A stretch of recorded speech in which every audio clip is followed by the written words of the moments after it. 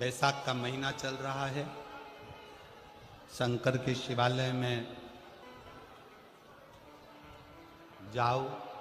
शिव के शिवालय में 3 स्थानों का स्पर्श अवश्य। जब किसी किसी मंदिर में शंकर जी के शिवलिंग को छूने नहीं देते, जैसे दक्षिण साइड में, साउथ में, तो अपने ही घर में जो शिवलिंग है उसके 3 स्थानों का स्पर्श अवश्य करें। समझिए,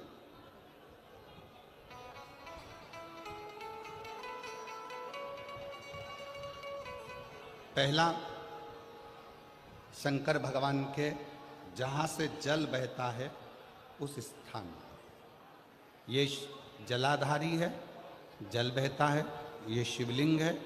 यहाँ से जो पानी नीचे की ओर जाता है उस स्थान का स्पर्श अवश्य करें। दूसरा, शिवलिंग का जो गोल भाग है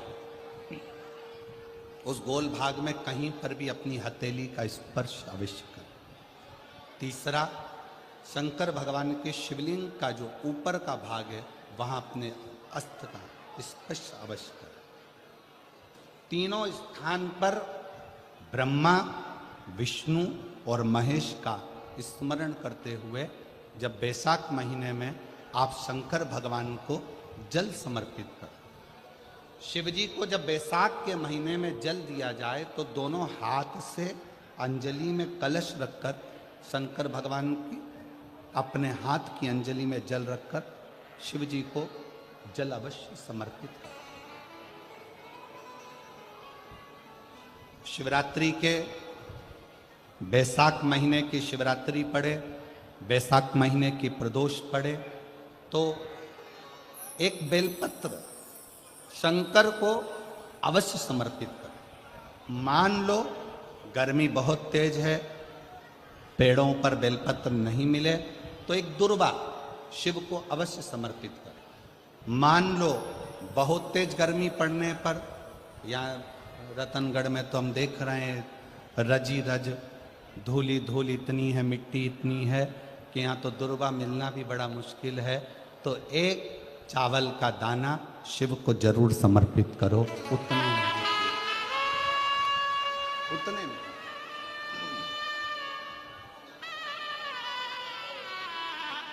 और बैसाख महीने में सबसे ज्यादा जरूरी है, जो सबसे ज्यादा जरूरी है बैसाख महीने में, वो जलाशय अर्थात अपने घर के नज़दीक में कोई पानी का स्थान हो, जलाशय हो, वहाँ का जल शिव को समर्पित करना, या शिव के नंदी के पास में। और हम तो कहेंगे शंकर का नंदी केवल मंदिर में मत देखो, आपके घर के आसपास में हमारे मारवाड़ की पहले की रीति रही है।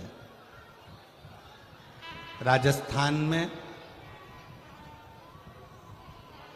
बहुत सालों पहले, जब लगभग 19 से 20 साल पहले हम फलोदी में आए थे, 20 साल पहले, और 20 साल पहले जब हम फलोदी में आए थे राजस्थान में, तो हमने उस फलोदी राजस्थान में देखा था कि प्रत्येक घर के बाहर पत्थर का एक छोटा सा कुंडा जैसा होता। 2 चीजें हमने फलोदी राजस्थान में प्रत्येक घर के बाहर 20 साल पहले देखी थी। एक इतना बड़ा कुंडा पत्थर का जिसमें लोग भोजन रख देते हैं, और एक बड़ा सारा कुंडा जिसमें लोग पानी भर देते हैं, जिससे चिड़िया, पशु, पक्षी, गौ माता सब उस पानी को पीती रहे और आपका और हमारा कल्याण होता रहे। इस भाव से